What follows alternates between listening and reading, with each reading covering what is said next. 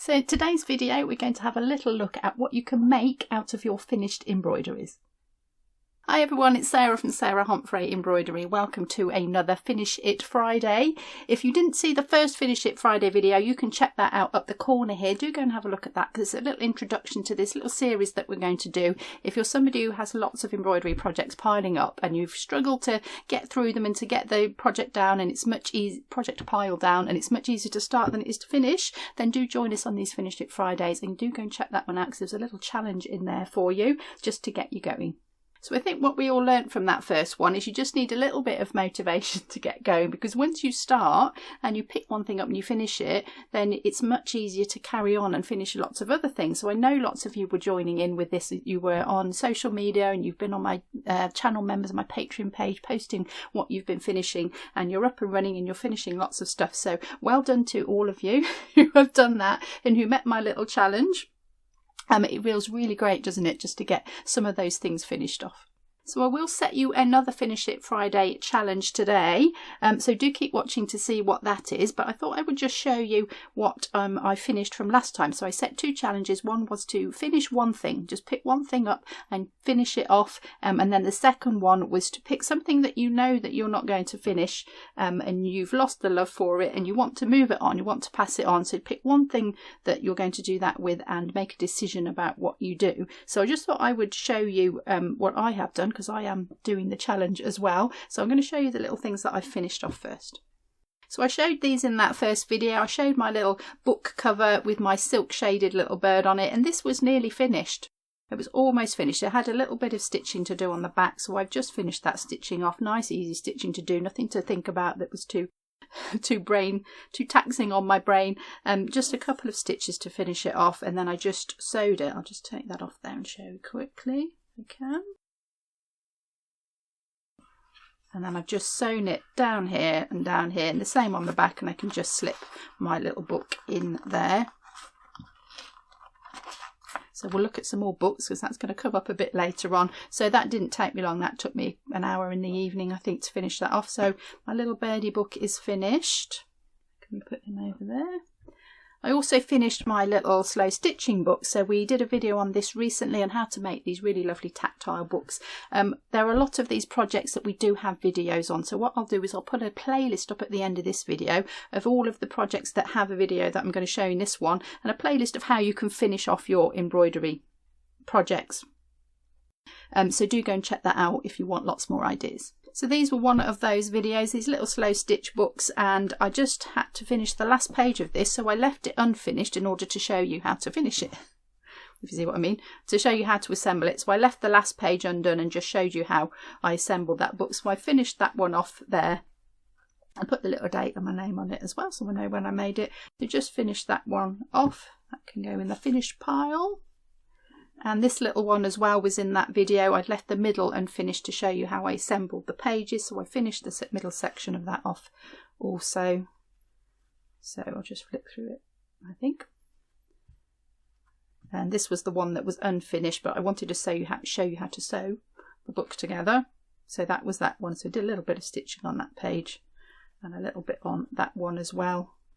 And then that one is also finished, so I did quite well. That's three things finished, and I just want to show you one more thing that I made. So this, I didn't stitch this.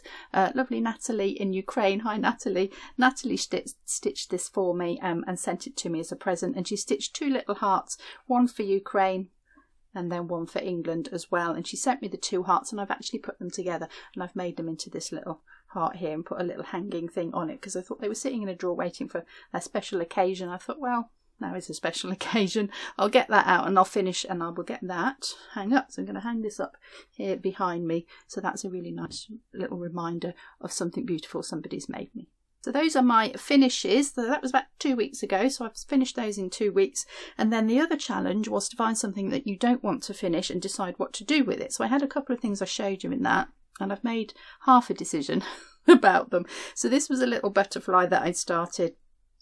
It was a little sampler that I had made, and I'm always telling you, try things out, make a little sampler, see if you like an idea. And I kind of got halfway and I thought, well, it's okay, but I didn't really have a a reason to do it, and I still can't think of a reason to do it, and it's not getting anywhere at all. So I've taken it off the frame, because that's the other problem I found with all these projects that are on frames, and I haven't got any frames when I want a frame.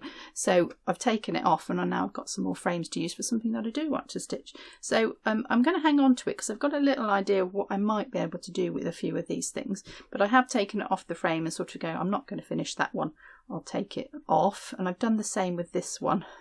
You'll know that I wasn't in love with this one from that first video. I started it and ran out of steam, and I don't really like it. So I've taken that one off the frame also. And I've also discovered it's a little bit mucky around the edge, so it's had a little bit of wear, that one. So still not sure what to do with that one. Might put that in the pile with that for that idea that I'm developing. And then this was a project that I was doing for channel members and patrons, and it was about the letters. They had an extra alphabet, an extra letter PDF, so they could do some different designs with it, and I made this to show them that. And I didn't finish it, but I would like to finish this one because I think it's really pretty. I am quite sure how to do it is the problem at the minute, so I'm going to leave this one on the frame. I'm going to leave it out, and I can look at it, and maybe some ideas will develop, and I can finish that one next. And there was one other project that I showed you as well, and I'm actually wearing it. It's my t-shirt that you're supposed to bead the design on. And I started it, and it was really difficult. I thought, this is going to take me forever. So I have taken the beads out. I put them in my bead stash. I'm wearing my t-shirt because it looks nice just as it is. There were some suggestions that I could do some other things. I could do like the diamond, you know, you can glue the diamond little dots on it. But I'm just going to wear it. I just decided that's what I'm going to do, and that's absolutely okay to look at something and go, you know what, I'm not going to finish this. I've enjoyed it. Thank you very much for the pleasure it's given you, and then either repurpose it or you can move it on. So what I thought we would look at this time around is what you can actually make your embroideries into. Now, when I asked my channel members and my patrons to help me with this video, this was a subject that came up a lot. And if you're interested in joining either of those, by the way, and joining in a future video and helping me make these videos in the future, you can check out details about that in the links in the description below this video. And also thank you very much to our super thanks, who those of you who click the super thanks button, which looks like this over here, to show your support for the videos and that you enjoyed them. So thank you to super thanks, our channel members and our patrons as well, for all your support. It's always appreciated, and I couldn't have made this video without you, so thank you very much. So what came out of that was that you can actually finish the embroideries, as in the actual stitching, but then what do you make with it? And obviously people are putting stuff on their walls. I've got a little picture up here, and I've got this one up here, so I'm going to show you as well in a second.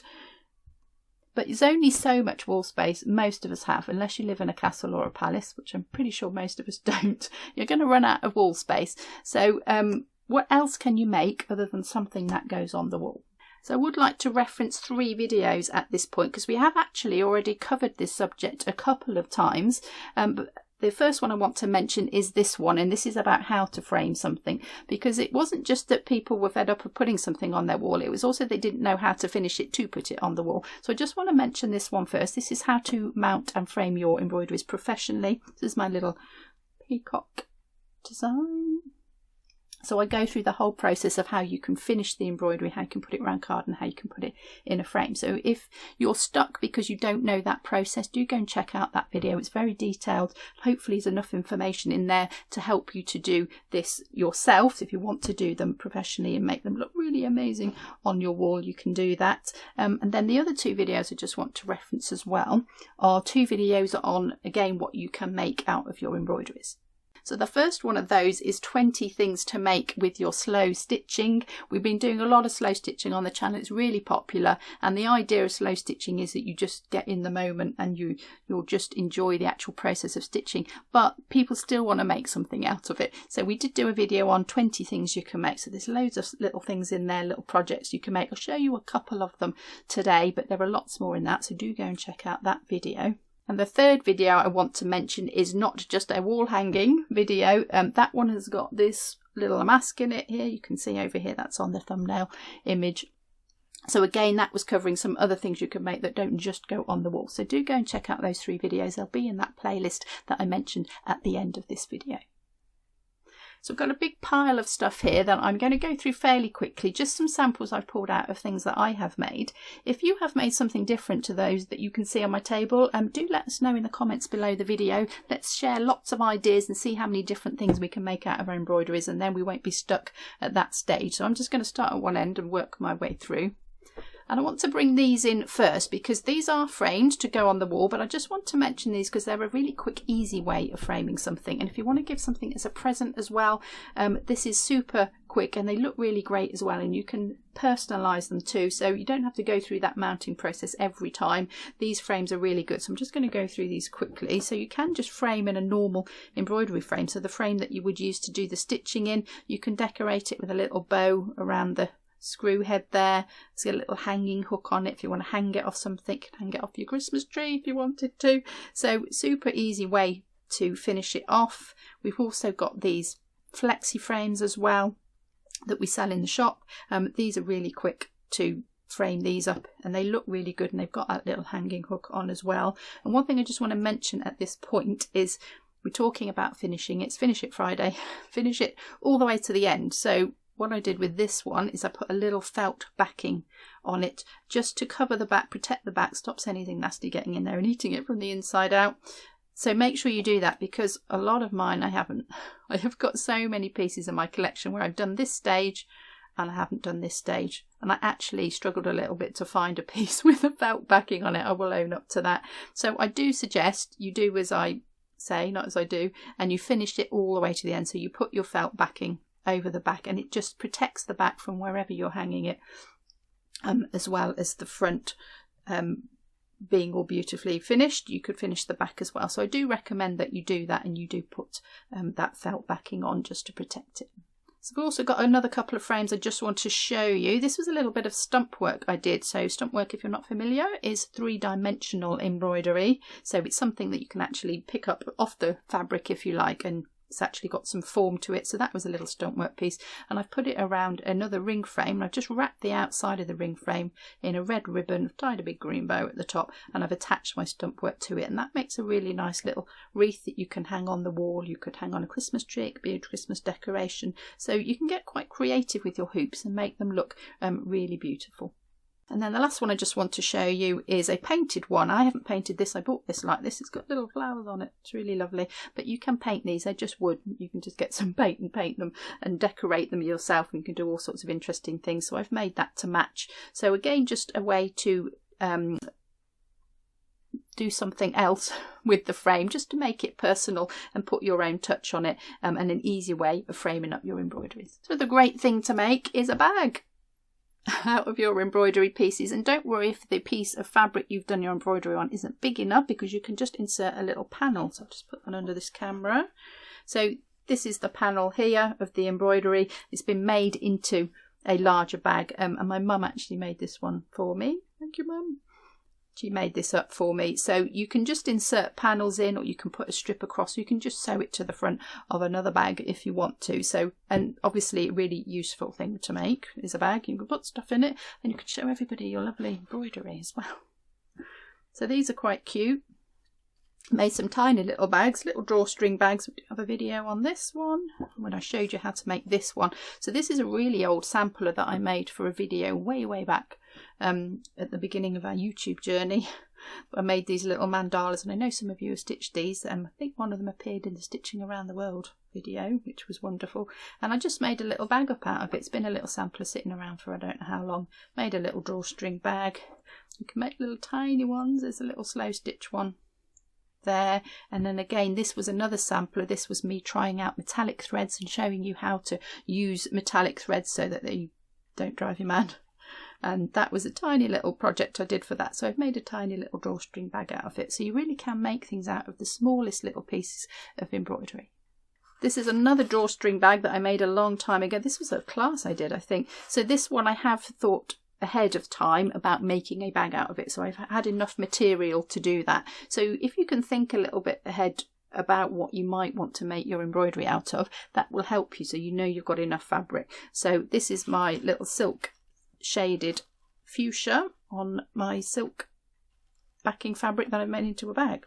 So again, just a really simple drawstring. This one is just tied around the top It's as simple as they get. So it's just a rectangle folded in half, top turned in, and I've just tied a ribbon on there, and I could just tie that up. They're super simple. You don't need lots of sewing skills for these projects. Super simple just to make that up. So you can just think ahead of yourself a little bit and think, what do I want to make this into before I start stitching it? So books is another great one. I've got loads of videos on how to make different books and book covers. I love making books and book covers, so I'll just show you a couple here. So this is the same as that one that I showed you first, my little birdie book. Ooh. So this is the same construction as that one. I have actually folded these sides in. I'll just take that out and you can see what I've done. So I've just folded it over and over and turned it in there. So I've got a nice finished edge on that. I haven't worried about that on my slow stitching one because I don't mind those edges on that. But if you don't like the edges and you want to, you can just fold it in. And then this one, you can see the piece of embroidery here. So this was a bit of hand embroidery on some slow stitching, and we made that kind of backing, and then all I've done is sewn that onto my book cover. So I haven't got the fabric making the whole cover, I've just sewn it onto another book piece there. So again, if you've just got a small piece you want to use up, it's easy to do that. This one is a project that I made from start to finish. Now literally from start to finish. I went and picked the poppy petals and I dyed the threads with the poppy petals. And I did the design and I made the book. I did the whole entire process of this. That's on my other channel, Sarah Homfray Creates. Do go and have a look at that one. I'm quite proud of that video. Really enjoyed it. So I've done my embroidery and then I have mounted it in the same way that's in that video that I mentioned near the beginning about framing your pieces. I've actually mounted that on a card, and then I have made my little book out of paper and card. Made a little concertina book. I'll show you on that camera. And then I have just literally glued that piece of embroidery to that. So the embroidery is mounted around a piece of card. It's fully protected. No glue on the actual embroidery. And then I've glued that to the cover of my book. So that's another way that you can do that. And this one is also a labour of love for my other channel, my Creates channel. And there's 2 videos on this and how I made this. So you can make a book cover and you can make the pages inside the book as well. So I did one for every month of the year and did a little bit of stitching on one piece of felt, 2 pieces of felt together, sewed them together and assembled a book. You can see how I did that in that video, so I'm not going to go through that, but just a little bit of embroidery on each page, some little samplers, some little bits I had hanging around. So that was a lot of fun. So you can make the book cover and the book contents as well, so you can have a lot of fun with that. And then just to show you what you can do with the little bits that are left. So if you've got tiny embroideries or you've got little samplers left, you can still do something with them. So I made this little needle book. A couple of needles, that way up. A couple of needles in it. And then again, I've just turned the edges under and I've sewed them down with the felt inside. And that was just a little bead sampler that I made. I was just trying out some bead stitches for a project I was doing or a video. And I just thought, that's really pretty, and I've just stitched around the edge, folded it in half and made a little needle case. So you can make really small things with it, and you can use up those tiny little pieces of embroidery that you might just be using to try things out. Greetings cards. Greeting cards are brilliant for little pieces of embroidery, and you can give your pieces away. So you've got somebody really special, you can give them a piece of your work and it'll be on show and on display. So this one is very similar to the book cover. This was the series of that. So that one I made into a book cover. This one has been made into a greetings card. I've got these triple ones here. So I've just glued it in. Just put a little bit of double-sided sticky tape and just glued that onto the inside of the card there, ready to go. So a little personalized piece of embroidery. That's the actual piece before it's gone onto the card. So that was a little bit of slow stitching we did. I did some ribbon embroidery on that one as well. So that's my finished embroidery, and then I can turn it into my book cover. I can turn it into my greetings card. I can put it inside a book. So I can sew it onto a bag. I could do lots of different things with that. And just little ones here as well, little heart sample I made. Again, just stick it onto the card. There's another little heart one I did as well. And then these are on the double-sided and they actually come off quite easily. So if I wanted to remake it into something else, or you've given it to somebody and they want to remake it to something else, they can easily take it off and do it. So it's kind of reusable. So you can have lots of purposes that you can lots of different purposes you can use these for. So let's look at a few more practical things that you can use. I made this little phone case actually to put my phone in. This is in the 20 slow stitching things to make and get it apart. So it's just a little pocket, really super simple piece of fabric there, piece of fabric on the back. You can have any kind of embroidery on that. I have made this a slow stitching one, but you could bring, you could bring that in and sew that onto a piece of fabric and make it into purse. I've just put a fancy catch on it. You can put a button on it, you can put a tie on it, a bit of ribbon on it, whatever you like. You can make glasses cases, you can make foam purses, you could make something for a tablet. Lots of different versions of things that you can make with that. And then this one was a bit of fun. I made a face cloth, embroidered on a face cloth. So this is from my DMC magic paper video. We had a little look at magic paper and how you can use that to transfer design and whether it was any good and how to use it. So you can check that one out as well. So that was fun to make a little face cloth, my little dragonfly there. And then along the same lines, I've got a couple of these. Now these ones I made for the book, V&A, a Maker's Guide. This project is in there, so if you like this project and you want to have a go, you can. Little insect napkins, and there's full instructions and patterns in there if you want to have a go at these projects. And these were, as it says, napkins. Do it to this camera because they're a bit bigger, with just the little detail on the corner. So really anything that's made of fabric you can do some embroidery on, pretty much anything. You just need a bit of imagination and a few ideas just to get you going. So a couple of napkins are there. You can make cushion covers. Made this cushion up, but you could make the cover and put it around a pre-made cushion insert if you want. So that's my little Jacobean design. That's free on the free stuff page of our website, that design, if you want to have a go at that. We've also got clothing, which is covered in another video. We did how to stitch on your clothing. There's a little butterfly design on there as well. And hopefully you can see behind me, it's getting a bit busy behind me. Might have to have a little bit of a sort out, but hopefully you can see my bunting. Got some heart bunting that side, video on that one, and a little triangular bunting as well, video on that one too. Just something you could decorate your party with, have a lot of fun using up those little pieces of embroidery, using up your fabrics as well, and making some bunting.